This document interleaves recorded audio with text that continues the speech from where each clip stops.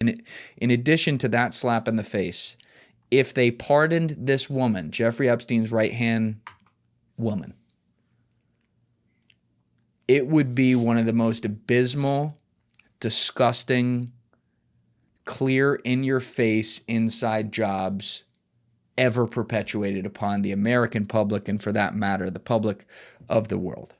And so I say unequivocally, I don't give a fuck what information she promises she could give. I don't care what administration is in charge when and if something like this happens. If Ghislaine Maxwell is pardoned, it is not only a total disgrace, that is a middle finger, the likes of which are in a line with let them eat cake. If you know, you know. Andy Farmer weighed in on this, Steve. I have that quote. I think a victim should be heard on this, and that's why I'm remembering. I believe she was literally assaulted by Ghislaine Maxwell herself, which makes this even more powerful.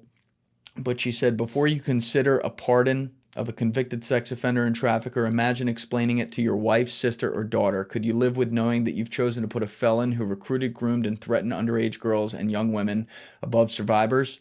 My sister, Maria Farmer, risked everything to report Ghislaine Maxwell, and I was asked by our government to be a witness against Maxwell at trial. A pardon is profoundly insulting and a deep betrayal. In the clearest terms possible, this move would be detrimental to survivors.